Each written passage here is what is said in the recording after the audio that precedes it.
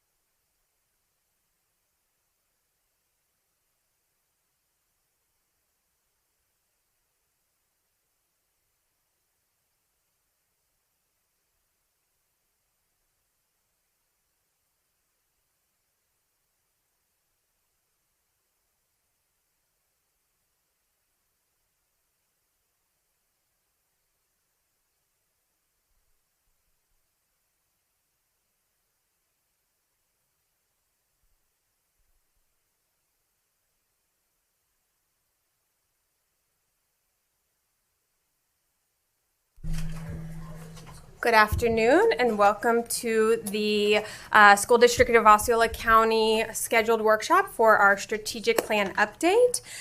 It will be led by Dr. Mike Allen. I will open the floor to Dr. Shanoff if he has anything to say ahead of us starting. Yes, thank you, Madam Chair, board members. This is the point in the year where we get to talk about this year and have the opportunity to look a little bit in the rearview mirror of what we were able to accomplish this year related to the strategic plan. When we adopted the strategic plan, we knew that this would be a dynamic space. So we know that there's going to be some changes maybe to some of the KPIs that may be demanded by just kind of changing market conditions, right? So, but really proud of the work that the team put in. And so looking forward to sharing all of that with you. And I want to compliment Dr. Allen for being our BPO when it comes to the strategic plan, keeping everybody committed to ensuring that we were monitoring these KPIs and adjusting behaviors, organizational behaviors as a result. So at this time, I'll turn it over to Dr. Allen. All right. Thanks, Dr. Shanoff. So good afternoon, board, and thank you very much for this opportunity to provide an update regarding year 2 of our 3-year district strategic plan. We are all very excited today because, as Dr. Shanoff mentioned, we have a lot of data that's trending in a very positive fashion right now. And in fact, some of that data is well beyond what this organization has ever experienced in the past. And I made mention of it at the mid-year update, but I'd like to reiterate again. I've been a part of this organization for over 30 years. I've served under 8 superintendents and many, many more governing boards. Never before have I been as proud as I am here in front of you. This great organization, there's a level of excitement, there's synergy, there's collaboration like we've never seen before. And, I certainly attribute that success to the entire workforce. It takes every single person in every single role to accomplish this type of success. But it also starts from the very top. You have a superintendent who is visionary. You have a superintendent who is bold and knows how to create a team in a space that can do the right work. In addition, I really want to say the 5 of you collectively, leading by example with civility and collaboration, and creating that environment for us to have the space where we can do the work in a safe and positive environment, where we can take risks. And that's when real innovation happens. So with that, board, I know all of us in the room say thank you. And I'd like to go ahead and get started. All right. So as you know, that this strategic plan is rather unique compared to traditional strategic plans.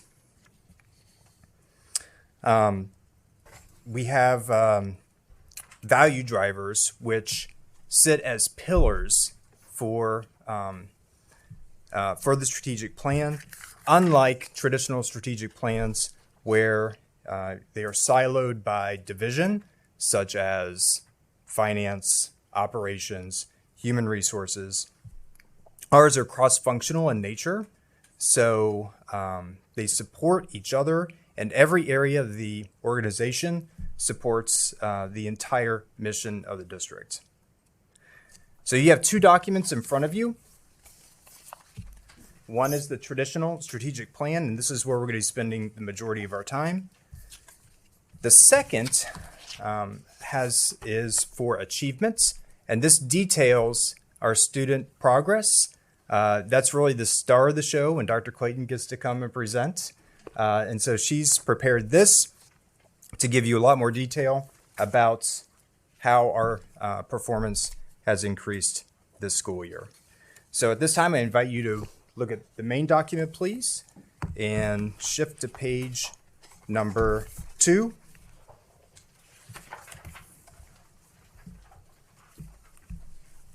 All right, so here are our 5 organizational value drivers. They are engagement, alignment, community, achievement, and culture.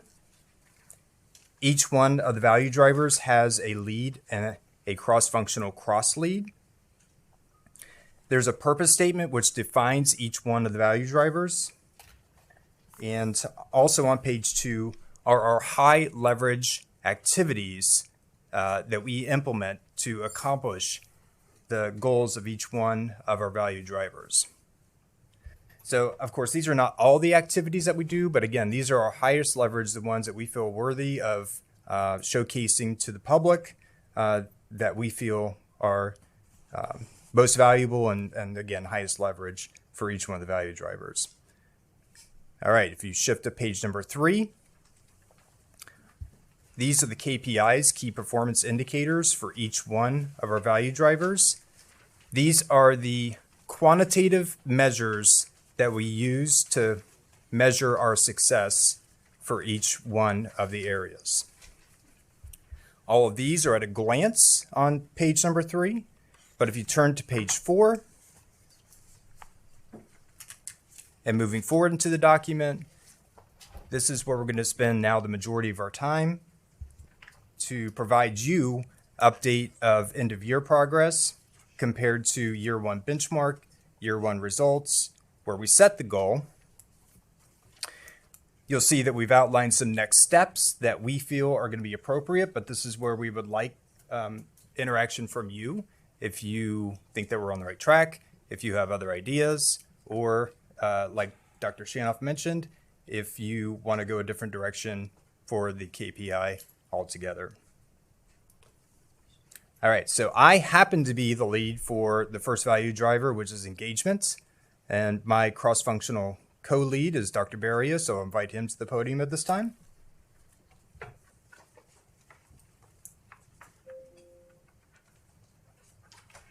All right, so the first KPI has to do with responding to emails, phone calls, and other communications within 24 hours. We use our, what was formerly known as Let's Talk, now it's known as OnFlow. We use that system to measure our success. As you can see, the year 1 benchmark was a dialogue age was 6.2 days, where we have decreased that over the past 2 years. Last year ending at 3.4 days, and this year ending at 1.3. So we are getting very close to meeting that 24-hour turnaround time goal on the OnFlow system. This includes over 6,000 inquiries since July 1st of last year. So it is a significant number. The customer service rating, although we didn't quite meet our goal, it's 7.8 out of 10. That is something that we're going to try to increase, but it's also good to know that that only includes 5% of the total inquiries. So in other words, only 5% of our 7,000 inquiries actually completed the survey. So one of the next steps for moving forward is we're going to work with the OnFlow system and the representatives to see if there are ways that we can increase or take steps to increase survey participation. We're going to continue to put this front forward facing to all of our principals. There's a new suite of opportunities in the OnFlow system that community relations and staff we're gaining familiarity. So we're going to see what else is in the new suite that we can maybe leverage to decrease the dialogue age and increase customer service score. And then also, we want to remember that this is just one form of communication, both internal and external. We want to also focus on things that are a little harder to quantify, like emails, phone calls, and making certain that staff is giving that the same credence and focus as the OnFlow system. All right, so that is it for this KPI, and I'm going to turn it over to Dr. Barrio.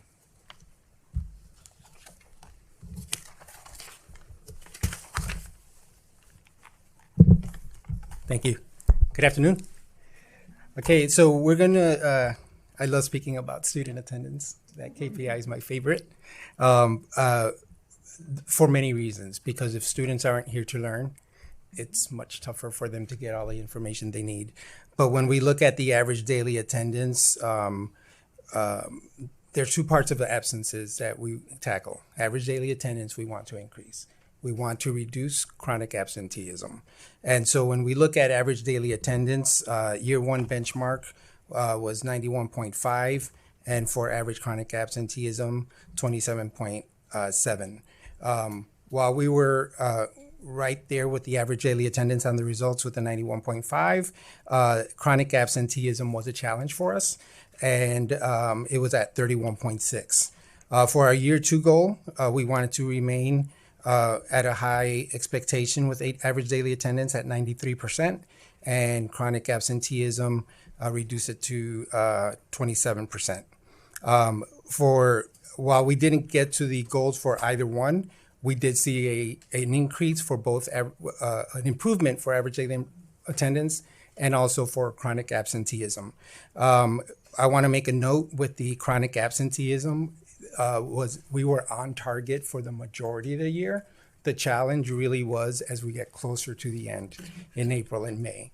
So we're going to have a two-tiered approach for both average daily attendance and chronic absenteeism that we're going to add in the coming year. One is making sure that we start off strong and then stay strong, but also work more directly with principals on the average daily attendance, chronic absenteeism, and that tiered approach. So where we have schools that maybe are struggling more month to month with reaching those month-to-month goals for ADA and chronic absenteeism, we're actually going to work in collaboration with the assistant soups for each level, have face-to-face meetings at the schools, not as a gotcha moment, but as a supportive, collaborative approach to share best practices and also to get feedback from the schools about what's working, what's not working, and what they need assistance with. While we have done that this year, a lot of the data information sharing that we did was through building connections and through the principal meetings. And we also had our support groups with our attendance specialists going to the schools and working directly with the attendance specialists at the schools. We want to make sure that we have that to a certain degree, but also provide that direct support to principals and assistant principals that may be over attendance.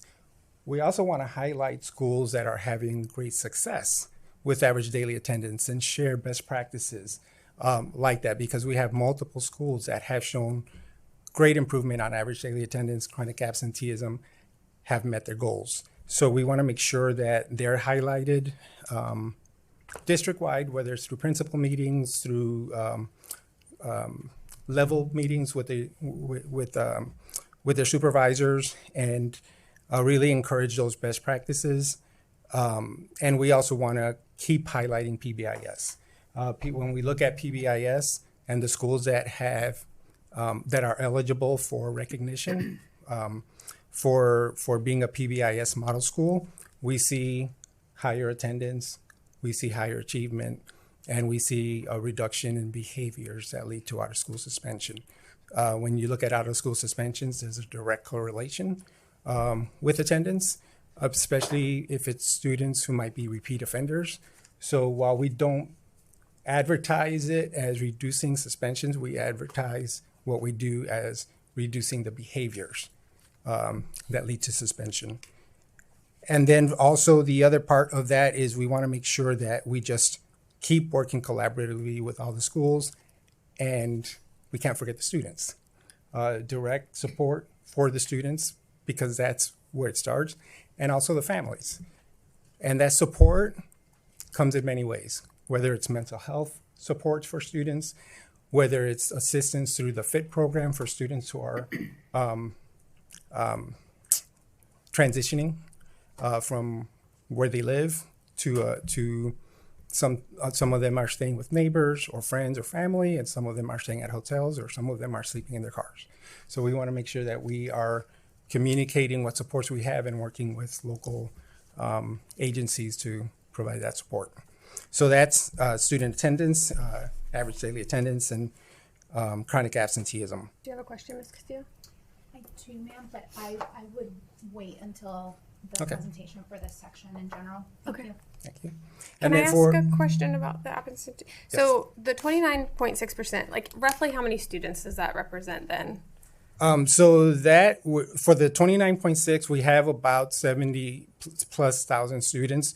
So we're talking about between 15 and 20,000 students that would be considered chronically absent, and that would be 10% of the attendance that they take for the year. Okay, and then do you see it in pockets of Osceola versus more spread out? We do see differentiation between schools and areas of Osceola. The biggest difference, though, is by grade level. So, when we looked at it, the highest average daily attendance tends to be K-8, and then elementary, middle, and then high school. 12th grade has the lowest percentage of average daily attendance and the highest level of chronic absenteeism. You can attribute some of that to senioritis.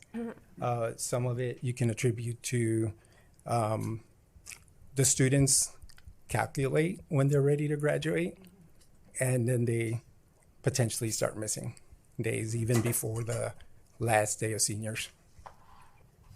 Okay, thank you. You're welcome. All right. The next part we have is teacher absences. Our goal, our year one benchmark was 3.6%, and the year one results were 4.3. Year two goal was 3.9%, and the year two results were 4.2%.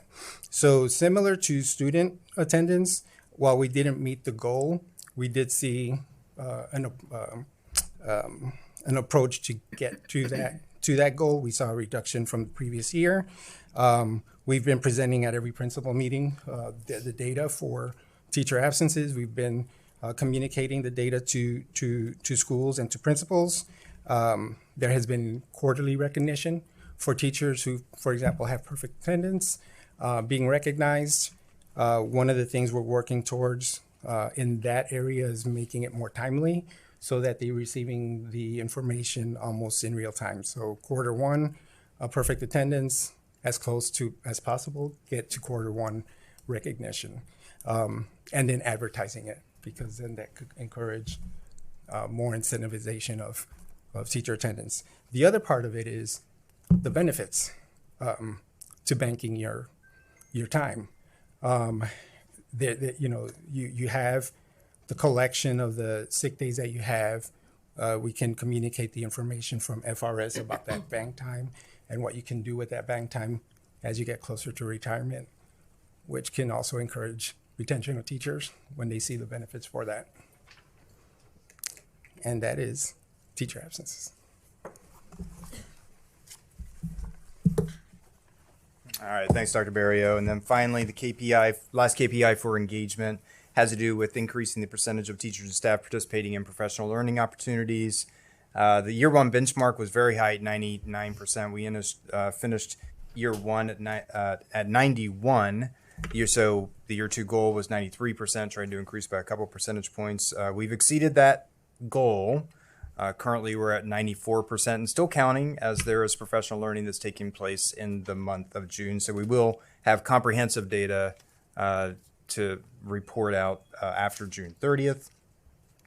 However, we have dug into the data specifically in the last couple of weeks, and the vast majority of that 6% that we're missing right now are actually short-term contract employees who were with us some point in January on, and their contract has since ended. So so that section of employees did not likely have opportunity to engage in a professional learning opportunity. But nonetheless, we do have a handful of other employees that have not completed it. So we're digging into the data there and seeing what opportunities we can have to encourage them to take part in professional learning.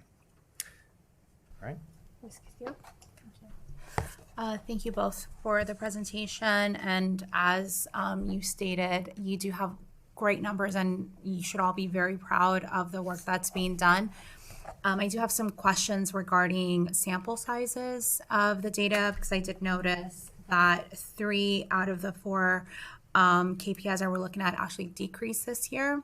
And so I'm wondering, Dr. Allen, you stated that the customer service score was, what was it, 5%? Yeah, 5% of the 7,000. Okay, so looking at year one, looking at the 2 previous years, is it the same sample size? So that's Roughly, standard. yes. Okay, so then we did actually decrease in our customer service score. We did. Okay, so one thing that I'm curious about as you're digging into the data throughout the summer is if there is a trend, or do you already know that? Is there, yeah? Yeah, no, the analytics that are provided on the new system are far more advanced than what Let's Talk was able to provide. There's some AI overlays that really are, but we haven't had a great amount of time to dig into it, and so that's one of the goals this summer is to see if we can find trends. Which, because it's counterintuitive, because our response time is so much better than what it was before, you would think that it would be the absolute reverse. So it's a big question mark that we're going to try to dig into, Ms. Castillo. Actually, that brings me to my next question is we did change platforms, correct? Yes, ma'am. Okay, so what I would be curious to know is if the questions that we're asking are different, and that might be why. Are they the same questions? Has anything changed in when switching platforms with the surveys? Has anything changed with that data? She needs to come up to the mic. Come up to the mic, Dana. Come up to the mic. So let me clarify because I don't think that's a clear question. When we're asking questions in the survey, regardless of the platform, are we asking the same questions and are they being calibrated in the same way? Are you talking specifically for Let's Talk, which that's that KPI? For the customer service score, yeah. We have not changed platforms. We've always Okay. had Let's Talk. Okay. It changed names. It changed. Oh, it changed just names. changed so names. the platform's the same. Okay, so Yeah. that data is stabilized. Correct. Yeah, I would be curious to know when you dig through the data if there are specific comments that our families are making, because in this day and age, I would say 5 years ago I'd be like, customer service score is fine. We'll do the best we can. But I think as we are competing with so many different kinds of education services, this has to be one of our top priorities because we want to make sure that our families stay here. So I would just be curious to know what exactly it is that has caused such a drop. I mean, it's not that much of a drop, but y'all know how I am. Yeah, just that would be something that I would be interested to know. And I would see the same thing with the other 2 numbers because it seems like this year for customer service, attendance of students and teachers, nominal drop, right? So I don't want you to think in any way, shape, or form that I am not proud of what you are showing me, but I know that we're going to be, or we are in a district, and that means that we have to be excellent at every single point. So I would be curious to know some of the questions that Chair was asking, where is where's a drop coming from and what interventions can we do would be something that I would be curious to know a little bit more about. I believe what Dr. Allen was referring to is the OnFlow, which is Let's Talk. They do have new AI features that can help us go in there and identify trends and data. So that's exactly what we'll be doing. Okay, perfect. Just one thing. Were you done or no? Yes, ma'am. One thing to add on to, I think also, could we look at, so I think about replying to a survey in one way. Like, so you're either going to do it when you're really unhappy with or you're going to do it when you're really happy. Those middle ground people are not going to do it probably. So is there a way for us to get how many were like a 1, a 2, by that? Because when I read Amazon reviews on products I'm buying, it might have 4.5 stars, and it's because it has 2 really bad reviews, but a ton of really good reviews, and that's what brings it, so I think that would be interesting to know too. Like, could there be like 5 really bad ones that are bringing down? Sure.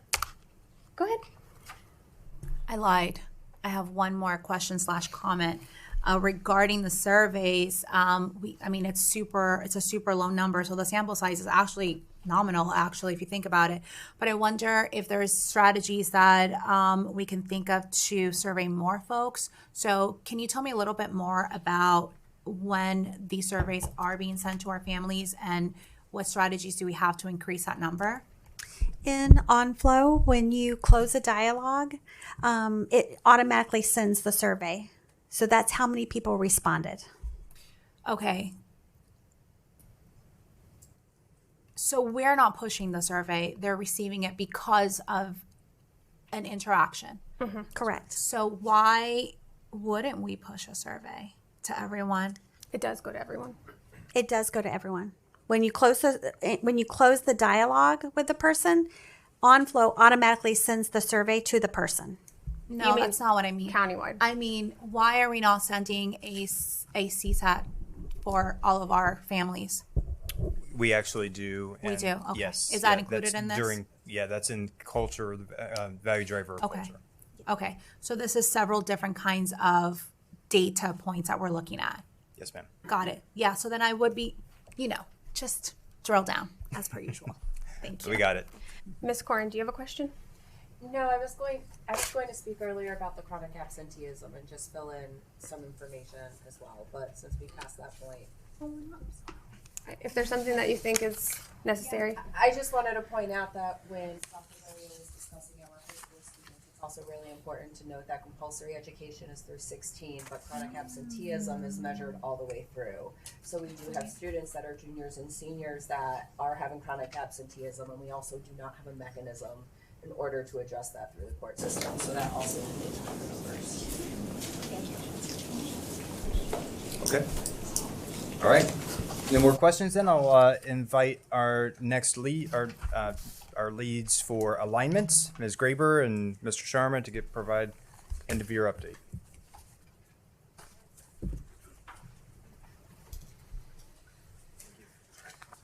Good afternoon. All right, so moving into alignment, our first KPI is about performance-based contracts. So we have done some significant work on some large contracts in this area over the last several months. The ones that you guys have seen come before you and have approved are both of our Rosen contracts related to our healthcare program. So we have up to 15% of fees at risk now in both of those contracts for both our healthcare advisor and our health center operations. So that's pretty significant additions. And as we move forward through the next year, we're going to be renewing a lot of our healthcare contracts and going out for RFP. So we will continue to try and bake performance-based performance guarantees and make those performance-based moving forward. We also, as you know, we've also executed a contract with CASIA, which is 100% performance-based. So we don't owe anything to that vendor unless they bring students back into our district, and then they receive a percentage of the state funding that we receive for those students once they're back and included in our accounts for a certain period of time. So we have that one. In addition to those three, we also have now executed our ERP contract with, again, significant performance guarantees and service level agreements in that contract with CGI, as well as our UDT contract for the student device leasing program. So a lot in there as well. And then I know Dave wants to speak to you specifically about another issue. Can I ask one question? Yeah. With these performance-based contracts, are we evaluating them year over year during the length of the contract, or only at the end of the contract, leading into renewal? So it depends on the contract and what's written into it, what it is that we're actually evaluating. Okay. So, for example, like on the health center, That's where I was mostly there are wondering. a whole bunch of criteria in there. Some of it's year over year, but it's really based on like meeting metrics. So kind of the same way we evaluate our KPIs here, like have we met that particular metric or not? So, but you're tracking that throughout the length of the contract then? Yes. Okay. Thank you. We've recently been having conversations about a particular agenda item that we have on today for owner direct purchases. And the next steps for this is implement additional performance-based contracts. One of the things that we have done for the construction management contracts is make ODP a requirement. So to meet our targets is now a requirement, or we will be expecting the shortfall in sales tax savings back as a check from the contractor. So we're continuing to look at contracts across the board as they come up for renewal, or as we learn from specific cases to implement best practices and save us money. The next KPI would be to decrease the number of days of downtime for student and computer repairs, and I'll ask Mr. Thorne to speak to that. Hello. So we have, over the last year, we've driven down the amount of time to replace a student device. Once it goes down, getting another one into the hands of the child is extremely important because that continues learning. We've driven it down to 1.02 days, which is about 7.7 hours during the day. So quite an improvement there from our original benchmark. Thank you. Thank you. We can keep this going. The next KPI was to decrease the number of days to complete work orders. Our year one benchmark was 17 days, and we ended up at 16. Year two, we targeted 14 days, and we ended up at 7. This shows how working together cross-functionally really helps us to achieve better efficiency. Facilities, maintenance, safety, security, transportation, across all operational functions, we've been working together to figure out which particular projects or facility is costing us the most money in terms of time, the most frequent amount of work orders. And for the past few years, we've been putting significant investments into projects in those facilities, which is what you see happen every summer. We're now seeing the impacts of that, whereas if we're replacing a chiller plant that created 5 work orders a week, then we no longer have those. And so as we continue to work our capital program across, we expect to see this decline, which allows our maintenance and facilities folks to really focus on preventive maintenance and operations versus reactive. So we will continue to see that happen. We're going to continue to work in that. One of the things that we've been looking at with the implementation of the new ERP, our current work order system is housed in terms. And so we expect that will go away. The ERP that we selected does not necessarily have a strong work order system in there. So we've been looking at options. And one of the things that we didn't want to do was to invest significant amounts of money for a new software. There is an existing software that we use to rent our facilities, and we are meeting with them to explore the opportunity. They do have a work order system built in there. And instead of us paying for it as out of pocket ahead of time, one of the things that they do is they take a percentage of the rental costs for the facility. We think that we would be able to help them develop their product whilst we to develop it for us, and of course they're going to sell it to other people, but at the same time we wouldn't be putting out money up front. We would instead move from a 10% of our rental fee going to them to probably about 14%. And they have the ability of incorporating our facilities condition assessment within that 14%, the work orders, as well as a few other key things that we need. And we think we can house it all in one platform. So Scott and I have been having discussions with them, and we think that that would probably be the route that we're going to go to make sure that that ties up with the ERP implementation. So the next KPI would be to negotiate and finalize collective bargaining agreements. Sorry, please stop me if there are questions. Okay. I was told I needed to keep this at 5 minutes. Sorry. Yeah, I'm sorry. I do have a question. Yes, ma'am. Okay, so the ERP system that we are implementing does not have a strong what is it A called? work order system. It doesn't have a strong work order system. It doesn't have one at all. Does not Have one at all. So it has Okay. the financial aspect of work orders. So married up with that. Sorry, I thought I was loud enough. But it's for the people I know. So watching. So CGI does have a financial component for those work orders as far as attaching budgetary numbers and things like that. So we're going to write APIs from that system into whatever platform we select for the work orders themselves. So the financial aspects reside in CGI for financial reporting and cost reporting. The actual physical housing of the work order will be in a different system. Okay, and that system you're proposing potentially, is that Facilitron? Facilitron. Okay.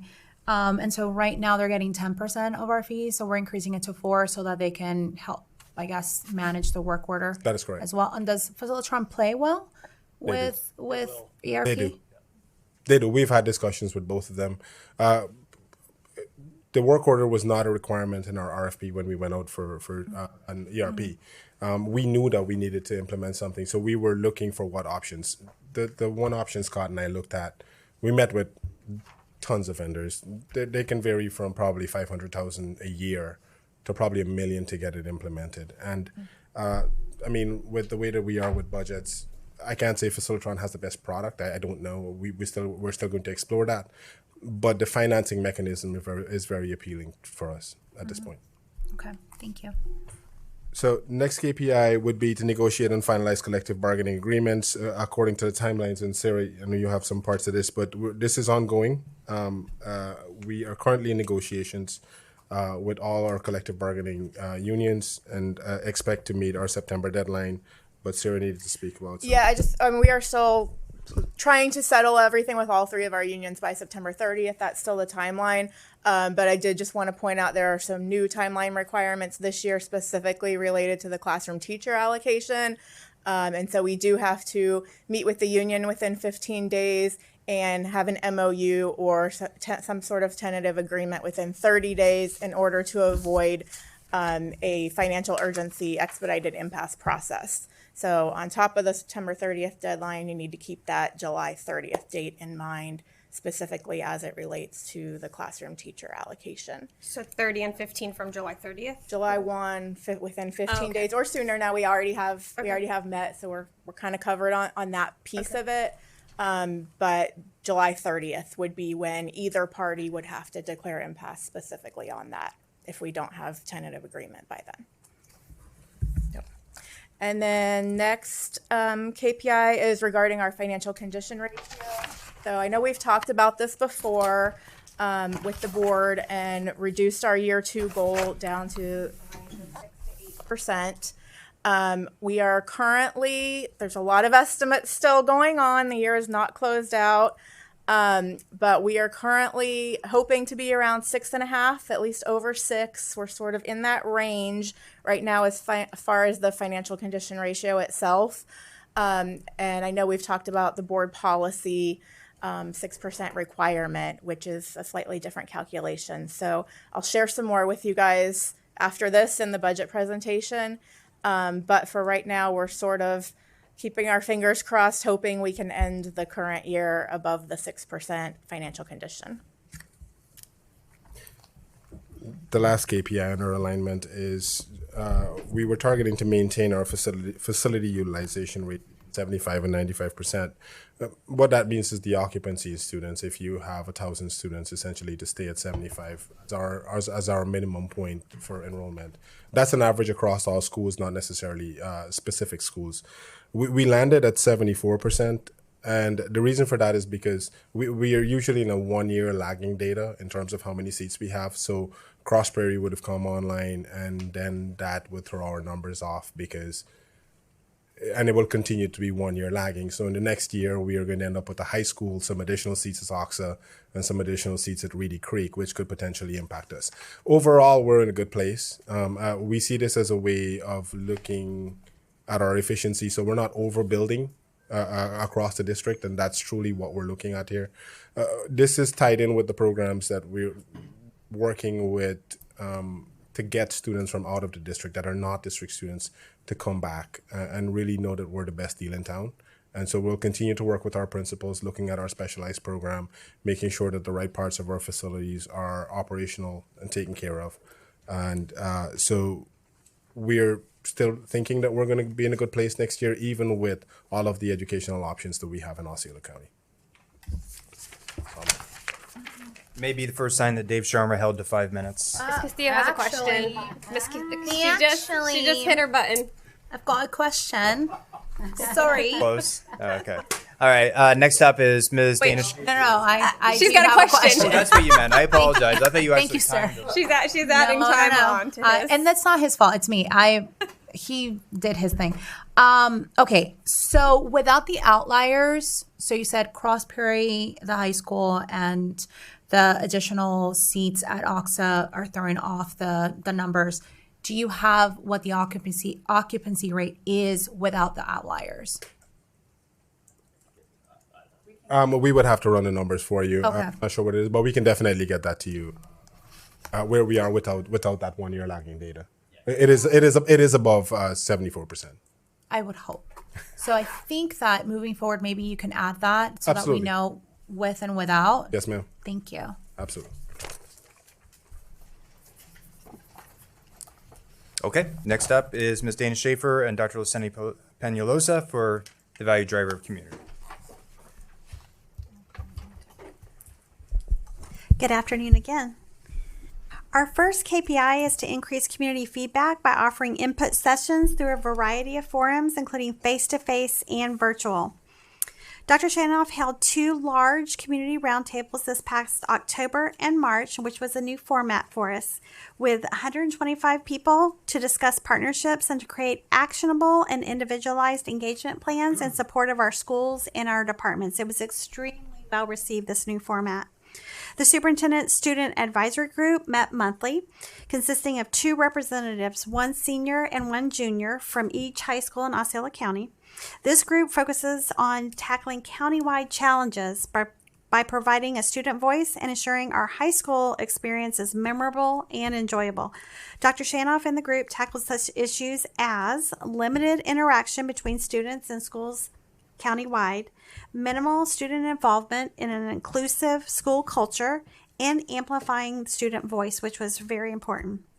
Their efforts at our high schools resulted in the following: continued mentorship opportunities for students, punch cards to celebrate campus involvement, student voice in district administrative policy, such as the district's new artificial intelligence policy and revisions to the student code of conduct, and the group served as a model for districts nationwide. Their work was highlighted at the Consortium of State School Board Associations National Conference, so we are very proud of them.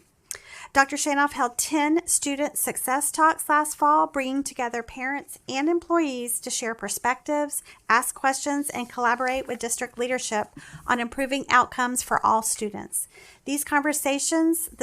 Through these conversations, the superintendent built stronger connections and transparency across the district and furthered continuous improvement across the district. Our Teaching, Learning, and Leading Division and our ESE department conducted 8 internal and external ESE advisory group meetings, which provided structured opportunities for parents, employees, and other stakeholders to engage in the meaningful dialogue about programs, supports, and services for students with exceptionalities to enhance student success. Dr. Shanoff has continued with this faith-based advisory group to gather input, share information, and strengthen partnerships that support students and families. Through these conversations, the district leverages community resources to better meet the social, emotional, and academic needs of all students. And we have expanded efforts to provide more virtual feedback options to ensure all parents and stakeholders can easily share input and perspectives, regardless of time, location, or availability, expanding participation across the community. Next steps in this area for the KPI include more virtual opportunities for feedback and continuing to expand student voice input. Our second KPI is to Can I increase. ask a question? Sure. So it's very impressive that you had 64,000 people do the virtual thought exchange input. How did you increase that much from the year prior? I attribute a big lift to our school bell time survey. Okay, got That it. was a lot of people wanted to comment Yes. and give feedback and input to you to make that decision. So Right. Okay, perfect. Thank you. you're welcome. Our second KPI is to increase the percentage of students enrolling in SDOC schools relative to other educational options. So I'll now turn it over to Dr. Penaloza. Good afternoon. As part of our strategic focus on enrollment, retention, and recapture, this update reflects our progress towards increasing the percentage of students enrolling in School District of Osceola County schools relative to other educational options. At present, 82.9% of students are enrolled in our traditional and charter schools, while 17.1% are participating in family empowerment scholarships or other educational options. This indicates that we continue to maintain a strong majority share of student enrollment. However, the presence of alternative options reinforces the importance of sustained and intentional recruitment and retention strategies. To strengthen our approach, we have established a strategic partnership in collaboration with CASA K-12 to enhance our ability to develop and track a more robust enrollment pipeline. This work is helping us better identify prospective families, engage them meaningfully, and move them through the decision-making process. Currently, CASA K-12 data reflects that 432 are active leads, 264 families are demonstrating micro-commitments, such as requesting more information or engaging in early-stage interactions. And more importantly, in about 3 weeks' time, we have tripled from 7 to 21 the number of families who have verbally committed and increased from 0 to 7 students on the number of students who have started the registration process within an SDOC school.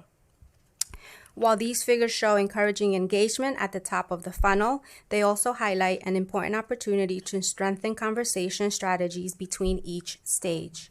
Part of the conversation, actually in the last meeting, which was yesterday, was that while CASA staff are having conversations with our families, they're also jotting down comments, whether they're positive or negative, and they will share those with us so then we can strategize moving forward how to identify barriers and work towards eliminating them and or continuing the strengths that we have established.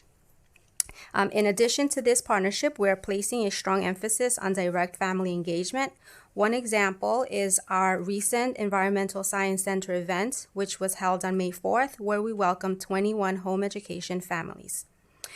This experience was designed to showcase the depth and quality of the district programs and provide families with a first-hand connection to what we offer. These types of targeted engagement opportunities are proving to be valuable in building relationships with families who may not be currently enrolled in our schools.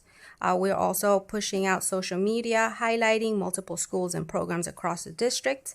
Moving forward, our focus will be on refining conversation strategies within the pipeline, expanding outreach opportunities to families participating in alternative education options, and scaling experiences that clearly communicate the value of an SDOC education. Ms. Castillo, and then you. Oh, okay. Yeah, sorry, thank you. Thank you. I heard you state there were 2 opportunities where or maybe I'm assuming, where we're basically communicating with parents and students who are wanting to leave the district. So is that when they're not, like when they're withdrawing their student? Is that when we're recognizing them and then reaching out? So really the question is, if we have students or families that we know are considering leaving our district, when is that intervention happening? So within our with our withdrawal form, there is an opportunity for families to identify the reason why they're leaving. And then at that point, each school administrator has the opportunity to circle back to that family to mitigate whatever is having them withdraw to be able to retain them. Okay, thank you for that. So 2 follow-up questions. 1, opportunity or requirement to reach out to the parent? I would have to defer that question to Dr. Clayton. Yes. Is that an opportunity or a requirement? So we do ask all of our administrators to sign off on the withdrawal forms.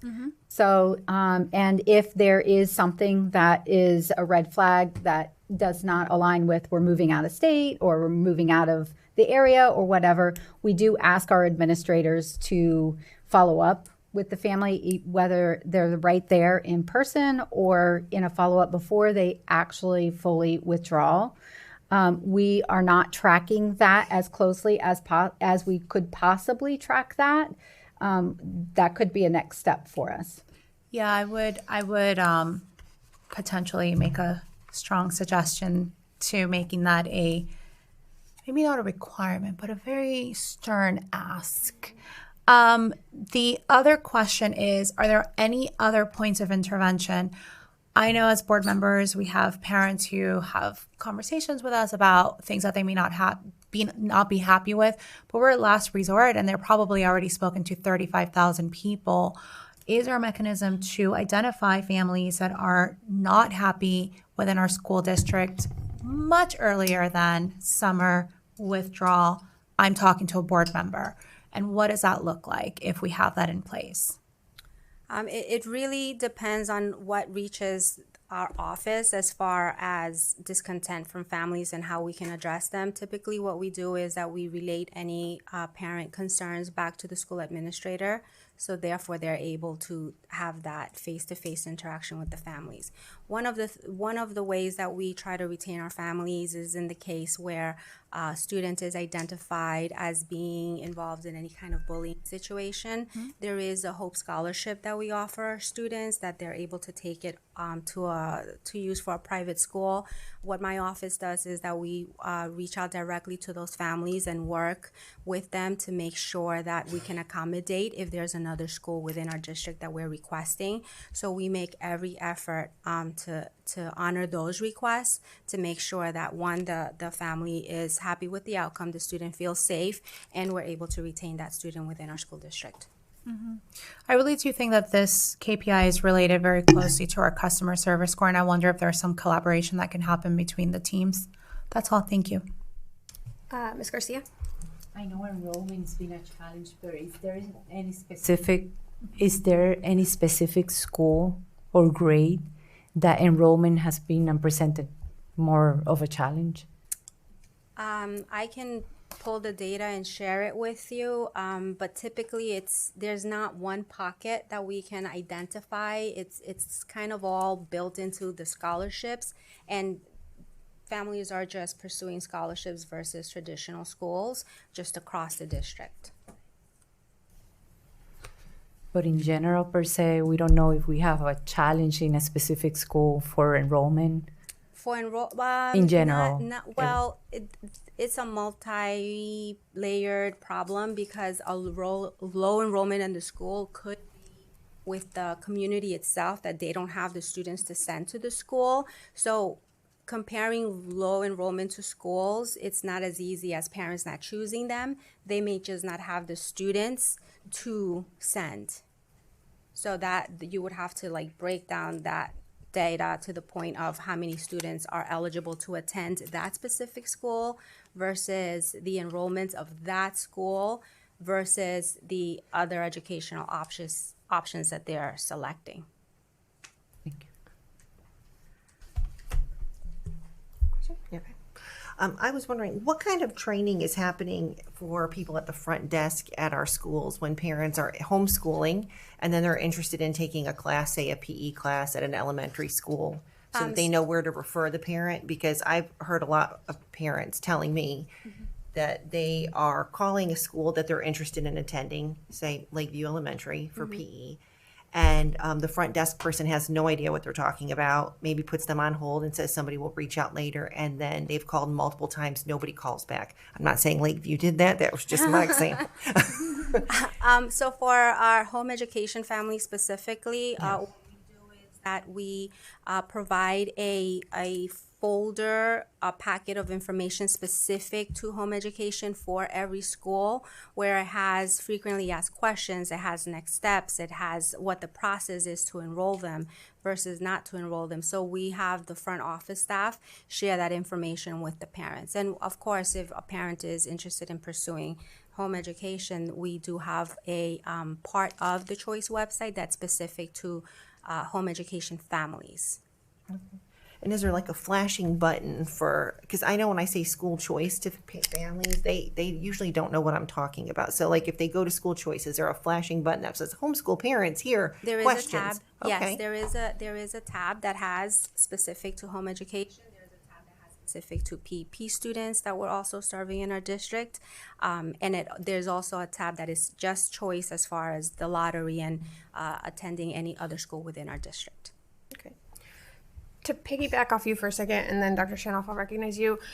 I think part of her question was the training on the front staff, and or so if someone were to come and say, I want to take a PE class here, would that happen directly at the school, or would it have to go through your department, through like Step Up for Students? Well, it depends on the kind of home education family that we're serving. If it's a home education family that is directly enrolled with our school, with our district, then the school can serve that family. And we have shared out that any home education family enrolled with our school has the opportunity to take a three-course load within their school of choice.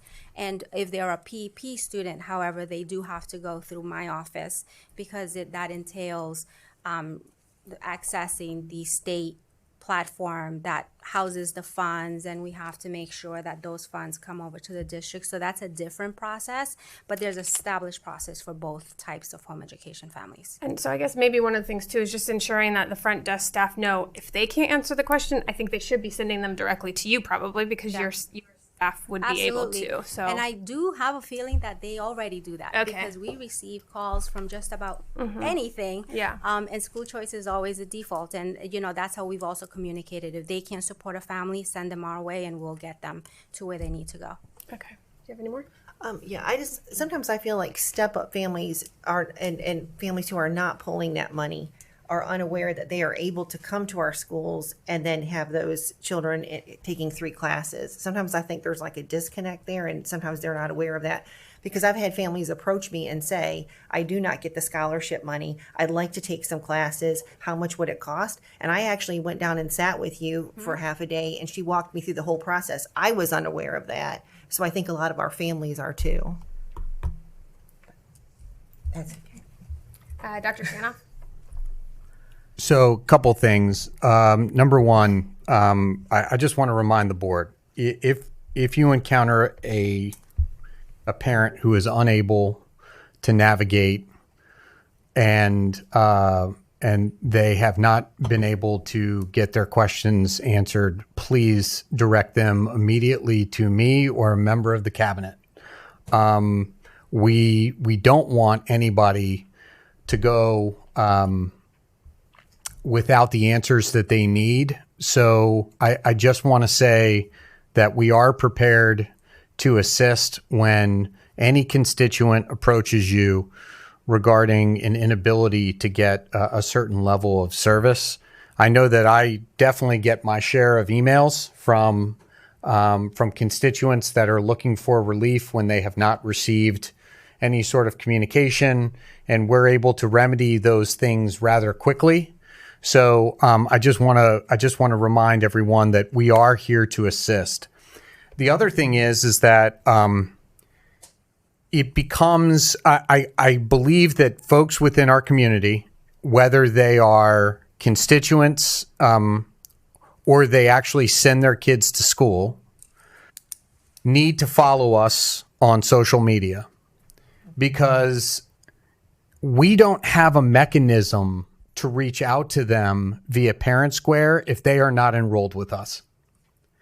So we're already behind the 8 ball in terms of trying to reach out to those families, except for through an entity like CASA K-12, who actually is able to capture those that once were with our district.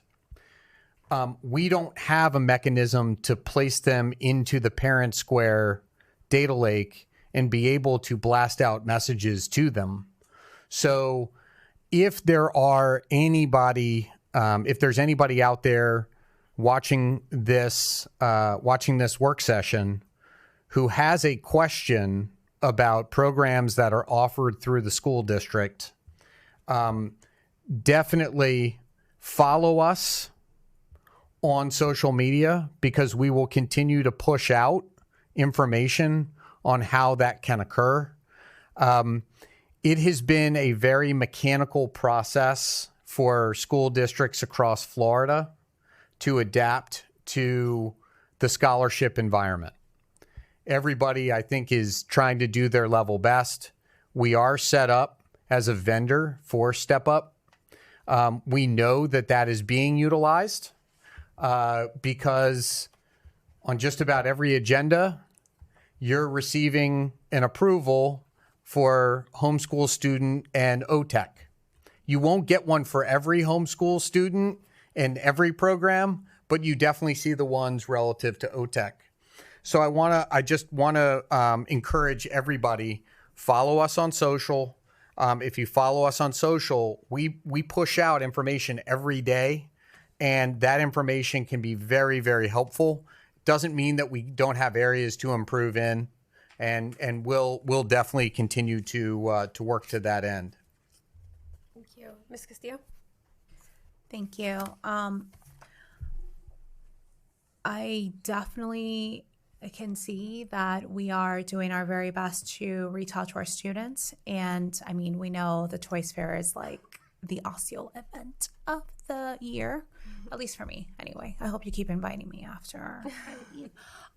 So I think that we all know that we're doing our very, very best, but I think that in this environment, we have to think about what are some other ways that we have not thought about to reach out to our families, all of our families. And I understand, of course, they can follow us on social media and get all that information. But if a family isn't interested in Osceola County School District to begin with, they're not going to follow us on social media.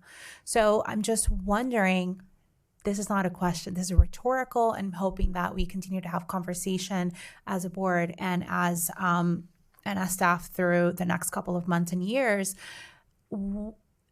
Yes, we do a lot of outbound conversations, and we reach out to parents when they're about to withdraw their students, but we have to think about this as a holistic strategy, because it's too late at that point for us as a district when they're already at their wit's end, when they're reaching out to board members. You absolutely do respond to every single request I've had when there's a parent who has an issue, but for every parent I get or any of my fellow board members get, there's 35 behind them that don't even want to talk to us, right? Because they don't think that we're worth the conversation. So I think what I'm asking, and potentially what I hear my fellow board members saying, is how do we expand that inbound conversation? We're not a school district. This is a community. So maybe we can't talk to them through Parent Square because they're not in the database, but are there other ways for us to embed ourselves into the culture of Osceola County so that folks understand, no, because I know this to be true. There's no question in my mind. This is where every children should attend school. But if they're not in that conversation already, as Dr. Shanoff stated, they're not going to reach to us. And I don't honestly think it is their prerogative to follow us on social media. They don't want to. They don't know who we are. They don't care. That's all I would say with regard to this. And I think that that's what a lot of us are feeling right now is we have to do more. And I know we're pushing.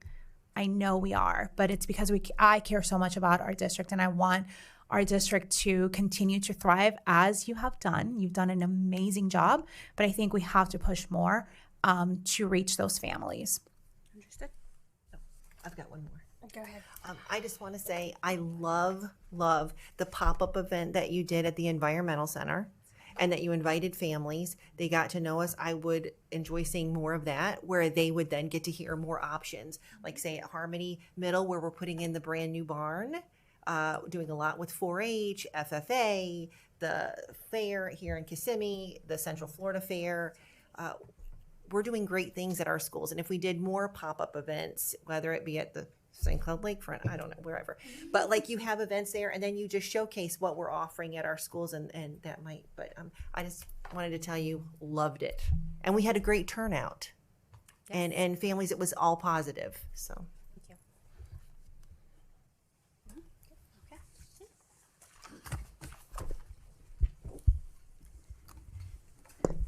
Thank you, Dr. Penaloza.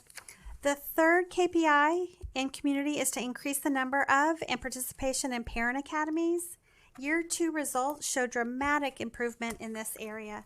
Student Services expanded their outreach by attending 14 in-person events in order to provide parent resources and information this past school year. The department created a series of SDOC Student Services talks, and that was on-demand videos for YouTube, and it reached almost 4,000 people for this year. Our MITD parent resource on-demand videos on YouTube captured almost 3,000 views. Dr. Shanos marking excellent videos and podcasts last school year totaled 30,765 views. Our multicultural department provided outreach to over 475 people through the following events: in-person parent academies, parent ESOL classes, virtual parent academies, Empowered Families Institute welcome back event for our ESOL families, and field trip to Valencia for ESOL parents. And our exceptional education department provided outreach to 595 people through their lunch and learns, parent workshops, and evening with the agencies. So our next steps are to include continued expansion of virtual and on-demand opportunities because we see great growth in that area. And finally, our fourth KPI is increasing our messaging reach via social media platforms and utilizing new platforms as appropriate. Here's where I get to the data. I'll talk fast. Our year 2 results: Facebook, we saw an increase of 5.4% in year 2. Instagram, we saw an increase of 14.3% in year 2. LinkedIn, we saw an increase of 13.8% in year 2, and YouTube, we saw an increase of 20.5% in year 2. I'm extremely proud to say that we successfully launched and began implementing Parent Square district-wide this school year with the following outcomes: 96.9% contactability rate. We were at 98% when we reported out in January to you. So that is slightly down, but that's at the end of the year. We attribute that to the families moving out of the district. 90% of parents are interacting with Parent Square. This is up 8% since we reported out in January to you. 85% of parents have opted to receive email, and that's up 1% since January. 97% of parents have opted to receive text messages, and that's 2% increase since January. 42% of our parents have downloaded the app, and that one is holding the same. As a district, we have 98,043 posts were sent. That's up 103.4% since January. 3,082,402 direct messages were sent, and that's up 145.1% since January. 1,869 posts were shared on social, and that's up 94.7% since January. 2,277 smart alerts have been sent, and that's up 95.1% since January.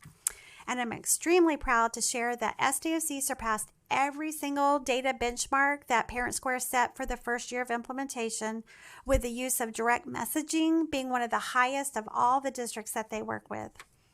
There are areas to improve. areas for growth next as we move away from the first year implementation. Now we're focusing on usage. And keep in mind that we still met all the benchmarks in these areas, but we want to do better in the two following areas. The percentage of teachers sending out posts, we're currently at 63%. We know we can do better on that. That's talking and sharing with families. And the percentage of parents downloading the app. And that one's currently at 42%. We know we can, and we will push hard at the beginning of the school year and continually now that we've got it up and going. Now it's all about usage. What will be the strategy to increase? What will be the strategy to increase that? What we're going to try to do also is certainly a lot of our back to school communication via Parent Square itself with, online, on social. We really want to kind of marry that this school year. We want you to do the Focus Parent Portal and go ahead and do the Parent Square as well. Both apps, here's where you can find everything you need to know for your student, about your student, what the school district is doing, direct communication when they want it. If they get the Parent Square app, they can personalize it to them about when they receive the messages and all that, in what language they receive their messages. So it really is a benefit to them. So we'll be using every tool that we have and hit really hard at the start of school and certainly this summer, starting this summer, and then going all the way through the school year. I have one more. Okay. I just want to say the ESE newsletter is fabulous. Good. It hits every age bracket from pre-K to transitioning out of high school. Love it. It's on the Parent Square. It also comes in my email. I read the entire thing. There's so much information on there. And evening with the agencies, phenomenal turnout. Yep. Every parent that I talked to that was there was just thrilled with what they saw happening. And it was just really great for whatever your kid was transitioning into, whether it was middle school going into high school transitioning out and maybe visiting with the Opportunity Center. I mean, just fabulous. Kudos to our ESC department. They have really made communication a huge priority, and they have done a really good job. And then So when kudos. parents even approach me, I'm like, do you know about the ESE newsletter? And they say no. And I'm like, let me show you this because it is so much information. Excellent. And I was unaware of a lot of it, but yes. Thank you. Ms. Castillo? It's agreed. The ESC department is doing very well. Everyone's doing very well. Please understand, if I'm harping on you, it's not because I think that you're doing a bad job. It's because that's who I am. I have a question specifically about teachers sharing our posts. You said you have 64% of our teachers sharing. Is that what you said? 63%. 63. Not sharing the post. They can post to their parents about, they make their own post. It's down, Parent Square is down to the teacher level. Got it. Okay. Thank you. That's all. Okay. Thank you. All right, I invite Dr. Clayton and Mr. Noble to the podium. It really is a stage because this is, like I said, the star of the show is At least Dr. you didn't Clayton. say hot seat.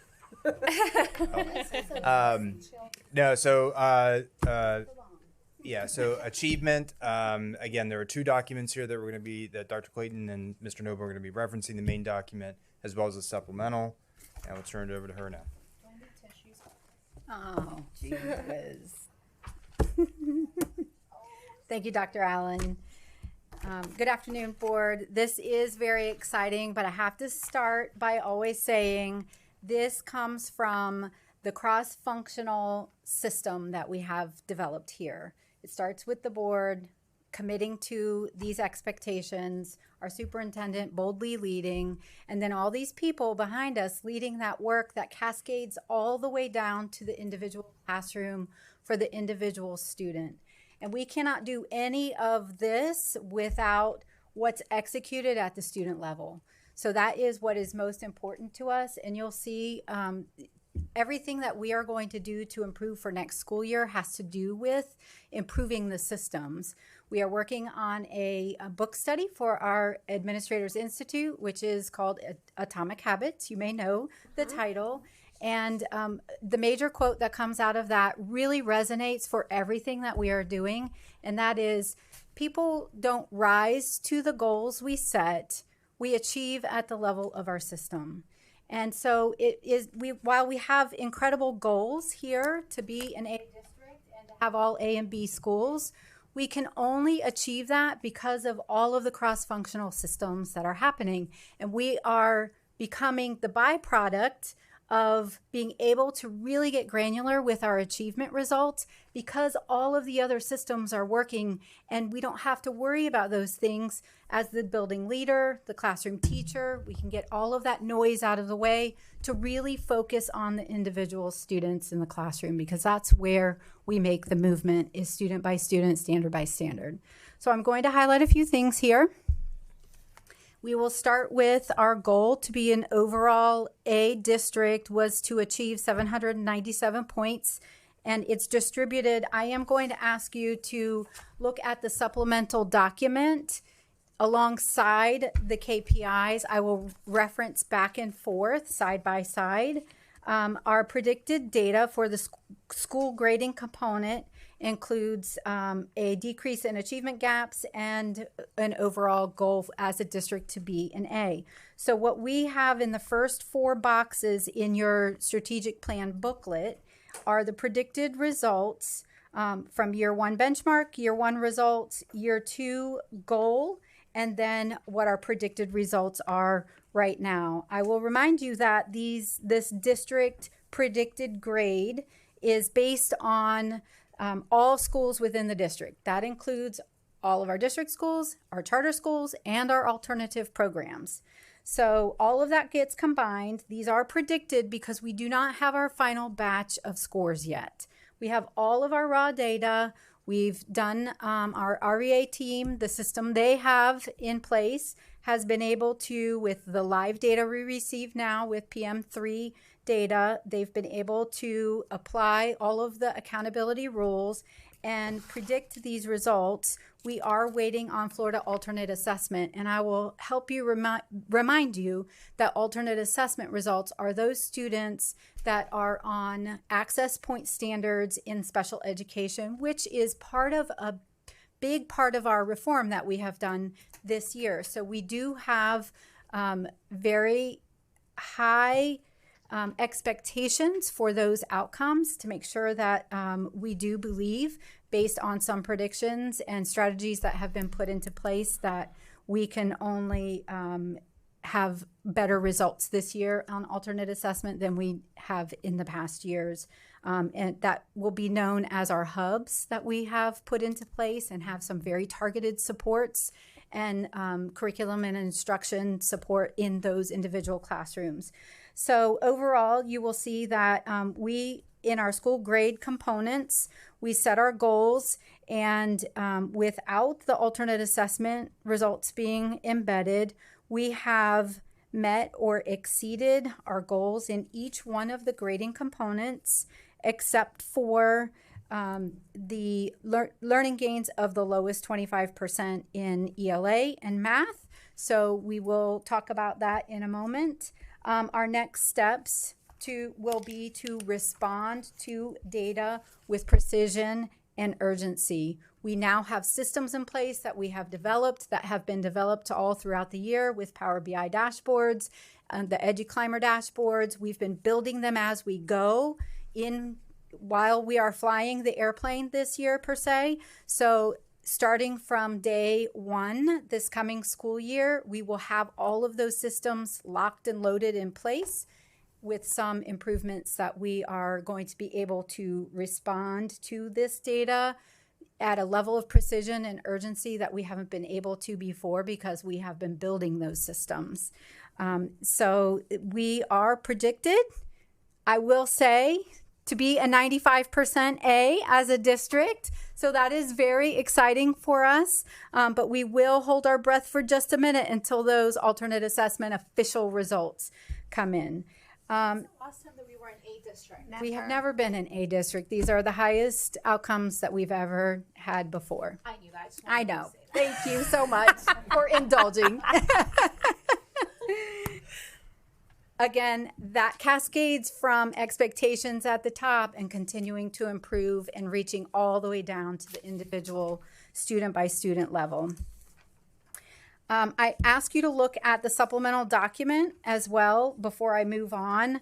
The chart here on the bottom of the page is the raw data that we have right now from our PM3 results for ELA and math. And I want to bring your attention to the addition of K1 and 2 added to the chart.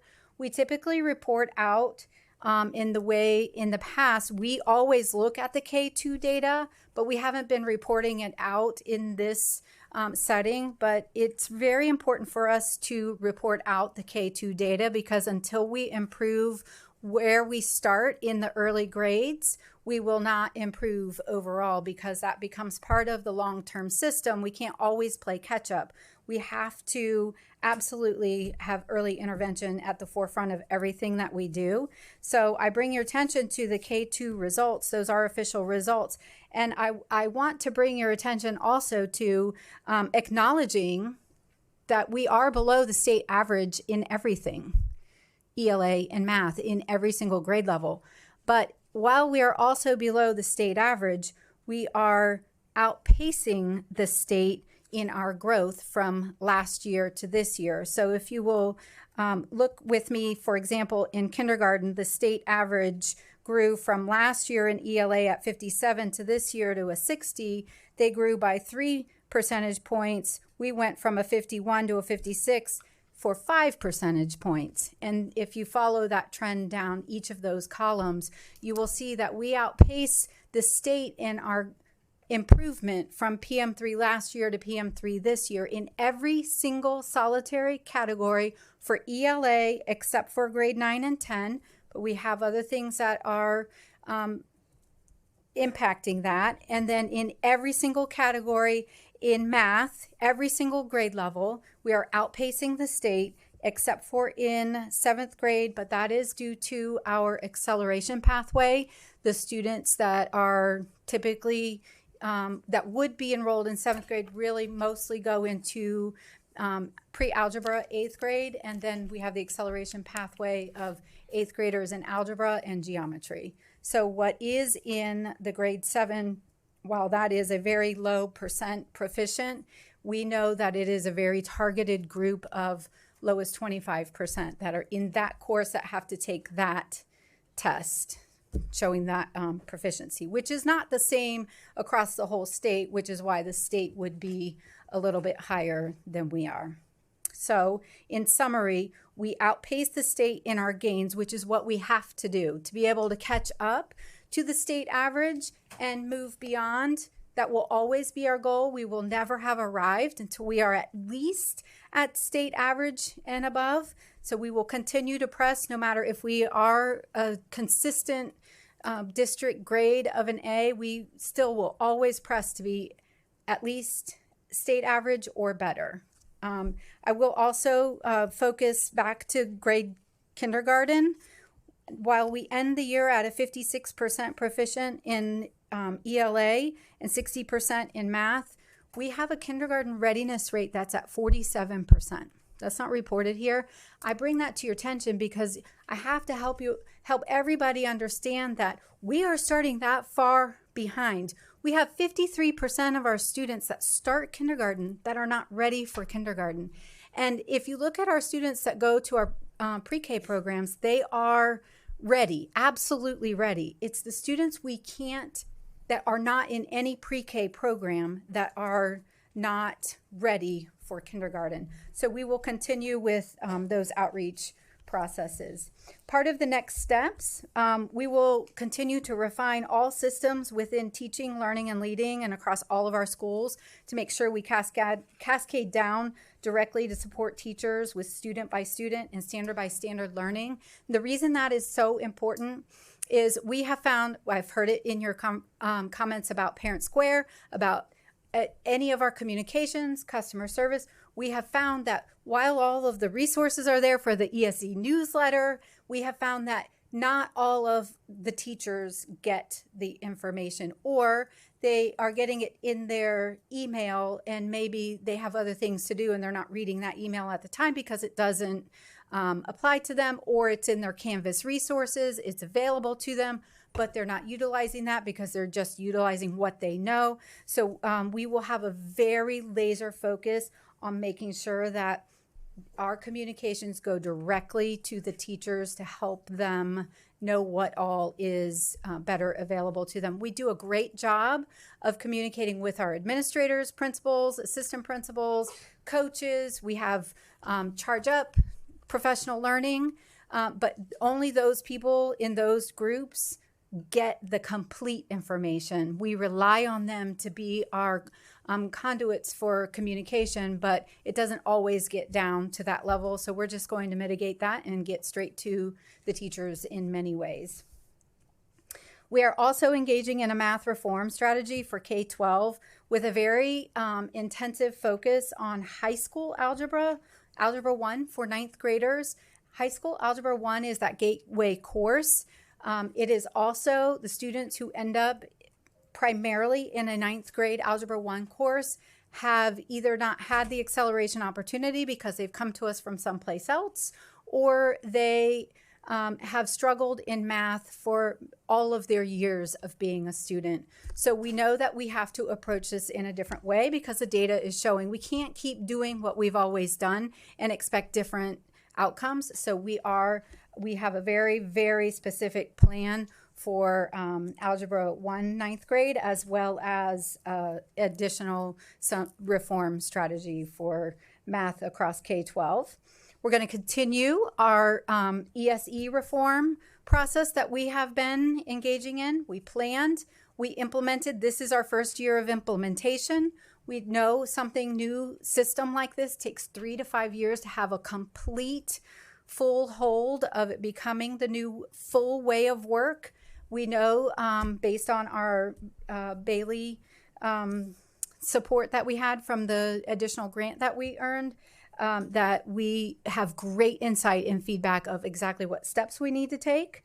And then, of course, as I mentioned before, we will have a strategic focus on the lowest 25% in ELA and math with a refined MTSS process and refined resources. I'm really excited for us to roll out the new Canvas pages for not only the MTSS coaches, but also the specific teachers that's teacher facing, Mr. Balone and his leadership team that he works with, the district. They are working on putting those resources together to start day one, because we typically have all of our intervention things that are built into the content areas, but now we're calling out specifically MTSS. All the systems, all the processes, making it very clear and concise to where we are setting up all teachers for success, to be successful with our students.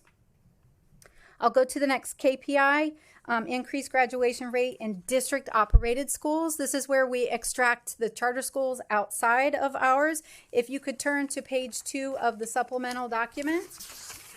The top Power BI dashboard was built and implemented this year to help schools actually track accurate data that's in our focus system. And as you can see right now, as of June 21st, this is what our Power BI graduation monitoring and tracking dashboard is telling us, that as a district, we know that we will have a 91.3% minimum graduation rate for all schools, including charters. But if we pull out just our district schools, non-charter, we will be, right now, we are sitting at a 94.7, which will round to a 95. I'll take it. When was the last time that we were that high? Thank you, Ms. Castillo. We have never been that high. 95% within the district. And that is a minimum, because we have the rest of June and all of July to continue our credit recovery for high school students that are attending, that could also add to the graduation rate there. Of course, that comes from tons of hard work, especially our high school team monitoring every opportunity with our school leaders, our principals, counselors. Everybody is involved in monitoring this work. It does not happen with one person or one effort. That is a collective effort. You can see the charter only, but I would like to call your attention also to the non-charter with no at-risk or dropout prevention. So what we've done for this data point is pull out our dropout prevention programs. So that would be students attending New Beginnings, Zenith, Grad Alliance. So if we look at just our traditional high school student, you will see that we are looking at a 97% graduation rate with that group of students. And we will be relentless, and we will not stop till we get to 100%. We need all of our students graduating. The change column there is the change over time from 2022 2023. So you can see those percentages of gains, and these will be reported as lag data. So that 91.3% should increase based on summer programs, but that will be reported next school year. We will receive the official clean data in December. So after December, it will be loaded into our district grade for next school year.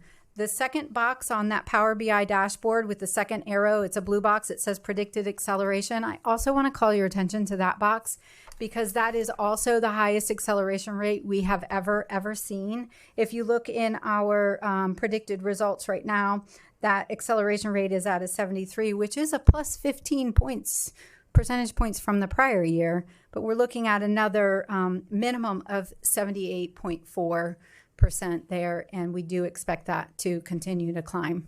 When we hit 95% grad rate and even schools in the 90% range, but 95% grad rate and 80% acceleration rate, there is no stopping anybody. You get really, I'm going to use the G word, Dr. Shanoff, granular with individual students, student by student improvement, which is where you really make those incremental changes.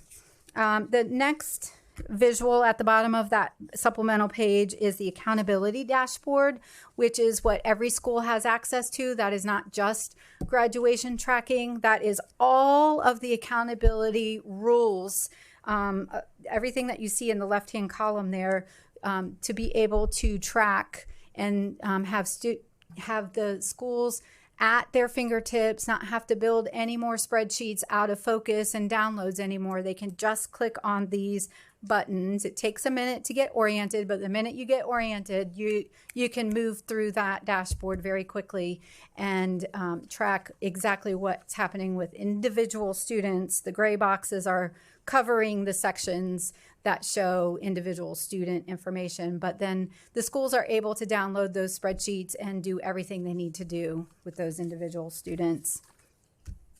Okay, moving on to the next KPI, increase the number of students experience college and career activities from pre-K through 12.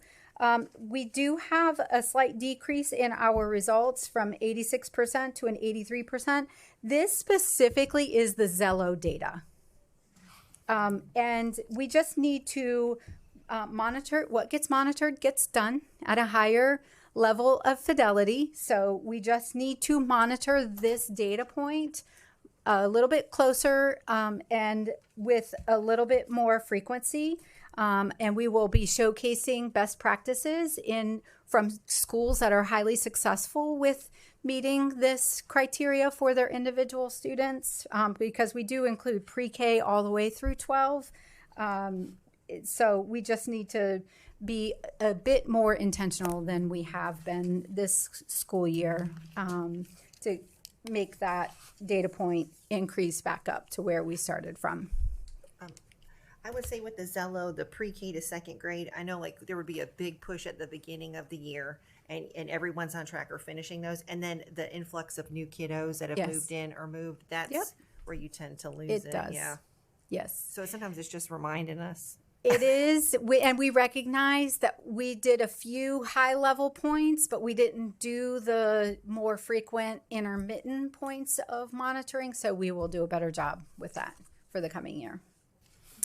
The next one is the KPI for increase the number of seniors graduating with a confirmed SDOC 4E plan.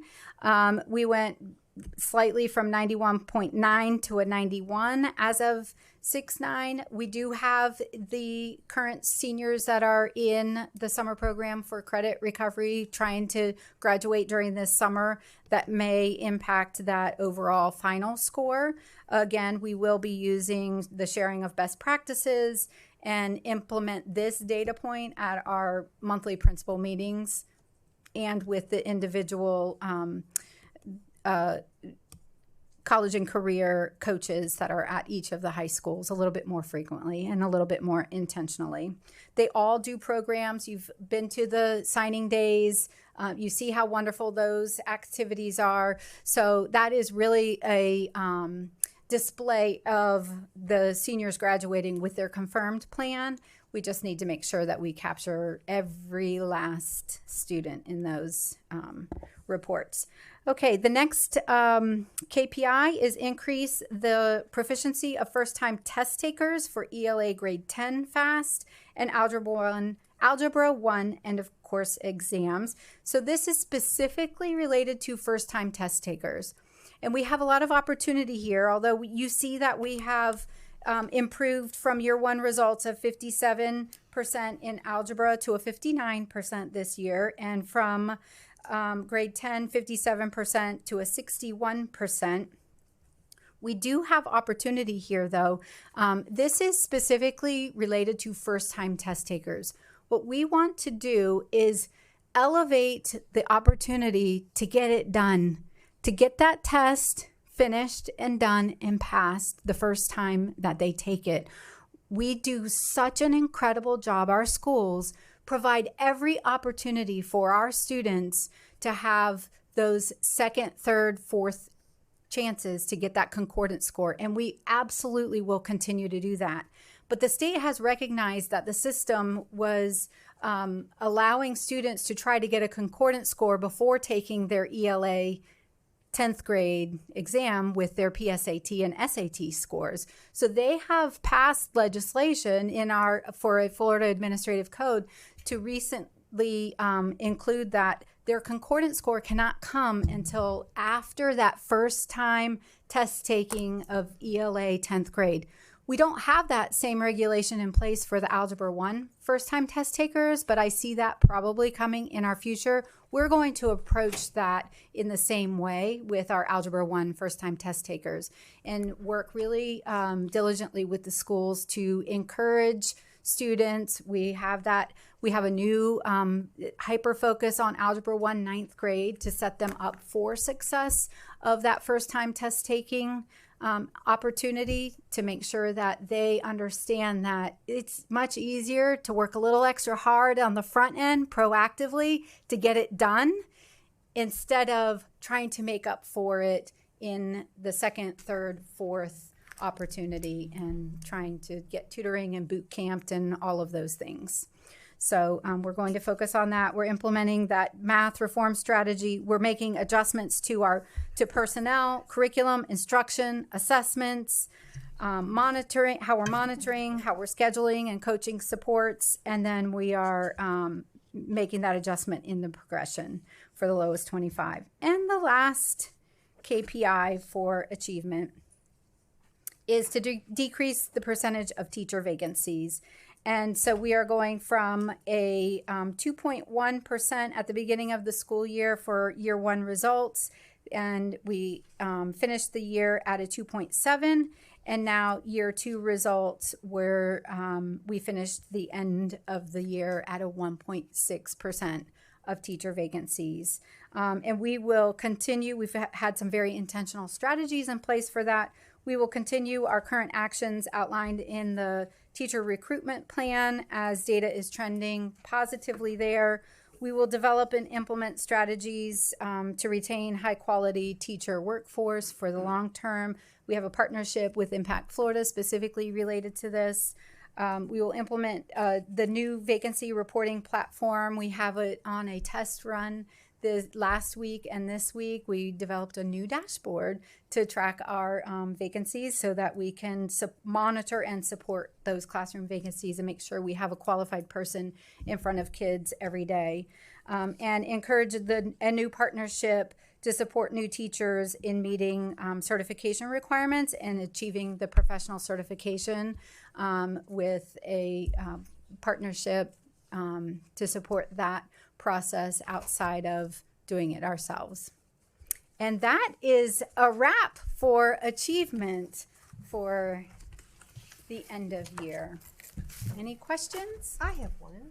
Yes. I was wondering if we can correlate the kindergarten gains to our amazing school district pre-Ks. Have we ever looked at that? And We absolutely can. There is no doubt about that. We have done some data reporting and studies that our pre-K programs, beyond a shadow of a doubt, prepare our students for kindergarten.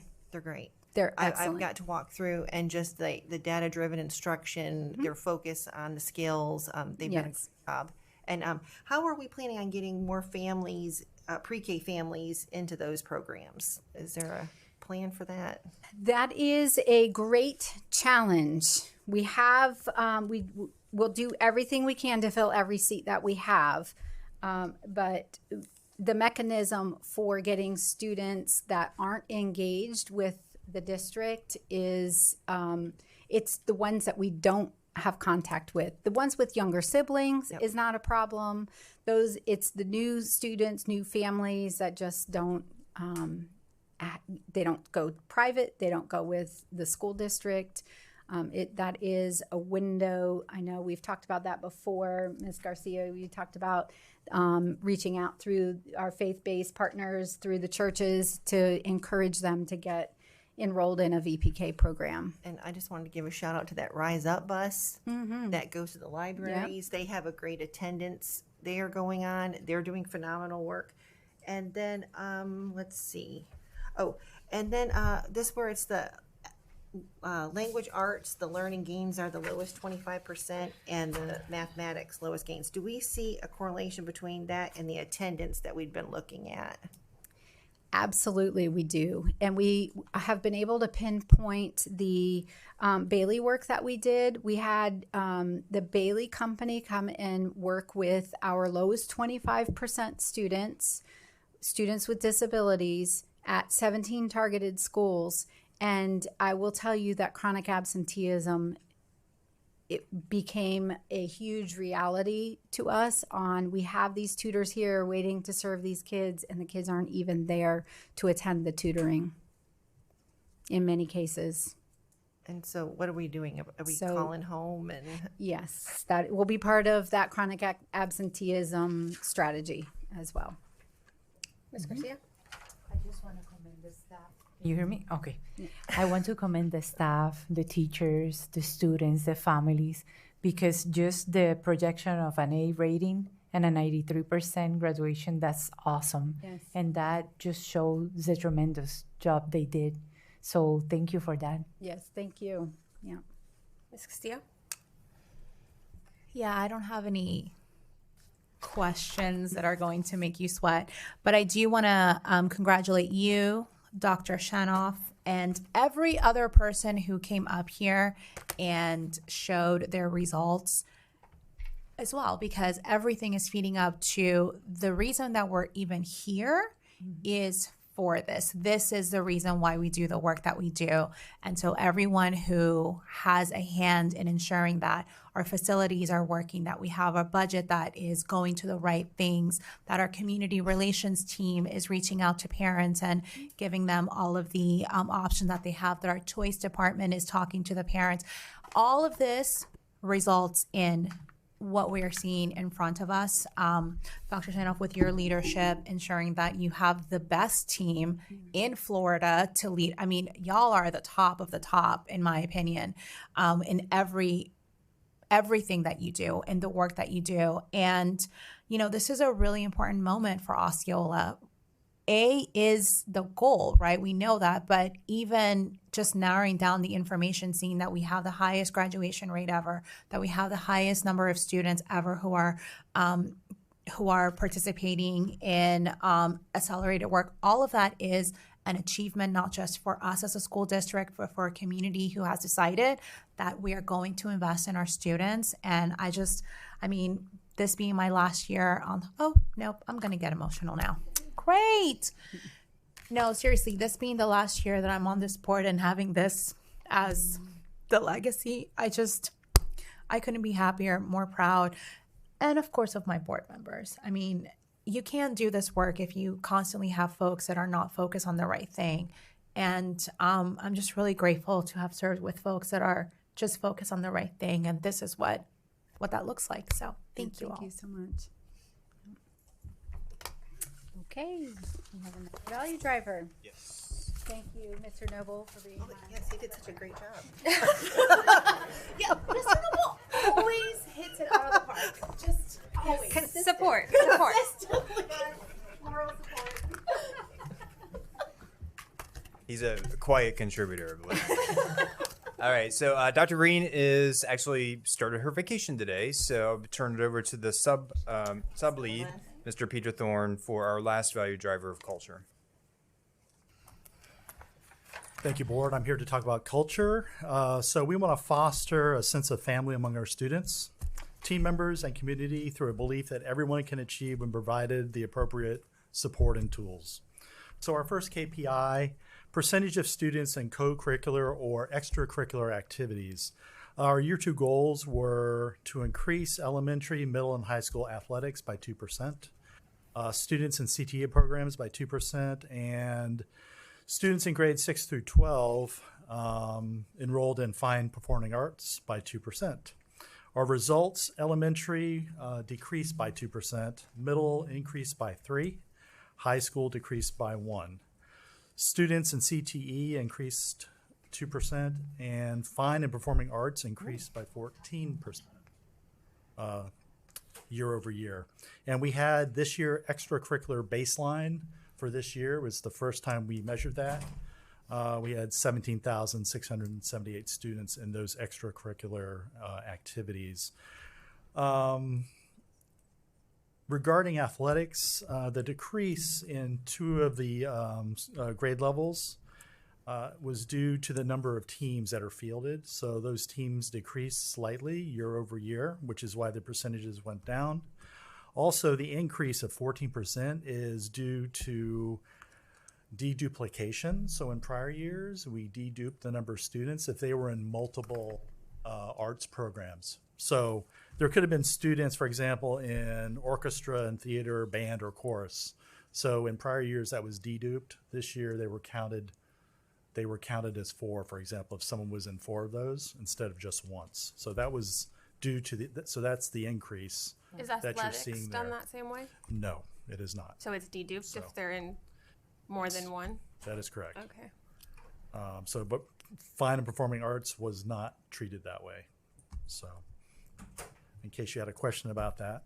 Our next steps, we're going to continue our current actions as data is overall trending in a positive manner, and conduct a targeted analysis to identify root causes for those those decreases and any increases, just in case deduplication was not the answer, but it appears to have been. We went ahead and did that for this workshop. KPI number 2, parent, student, staff overall satisfaction with district as measured with feedback survey. Year 2 goals were to increase that satisfaction by 10% for students and parents. Year 2 results, we stayed steady at 3.6 out of 5 for students. Parents did increase to 3.9 out of 5. Next steps for this. Principals will receive detailed survey feedback on the June 25th Operations Day in the next couple days to analyze data and develop individual plans to implement positive changes in their buildings next school year. Plans will also include strategies to increase overall survey participation. And the final KPI, expand SDOC employee health centers. Our goal this year was 2. We are on track to open 2 new centers in October of 2026 this year, and those will be housed at Transportation East and Transportation West. So we'll have a total of 3, actually, health centers at that time. And that's all I have for culture. So I'm proud to fill in for Dr. Green.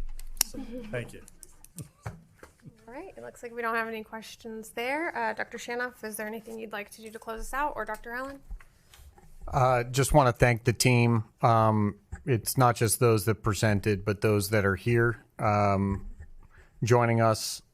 They lead the work as well with their teams, and then of course everybody who is not here, and the folks that we don't necessarily see. They are the ones that are being tasked with doing the lion's share of the work, and they're the ones that ultimately make the difference. And so, while it's nice to be able to stand up and speak about all of the growth that we've made, at the end of the day, there are people who own their jobs, who love what they do, who work as hard as they can, come in even when the weather's bad. Maybe they've had a rough day at home, but they still manage to come in and do their best for our students. Those are the heroes, and those are the ones that are actually moving these outcomes along. So I'd like to say that we're not necessarily, the people in the room are not necessarily just along for the ride. They work very hard to make sure that the team stay focused around this, but ultimately it's those that are doing the heavy lifting on the front lines that are the difference makers. And so we're very, very grateful for all 8,000 plus of our team members and my teammates that are continuing to do great work. Dr. Allen? I made a lot of notes regarding your questions and comments, which we will discuss as a team. And then I invite any other input that you have moving forward. If things come to mind, please contact me. And as we plan for year 3 of the 3-year district strategic plan. Sounds good. All right. With that, this meeting is adjourned.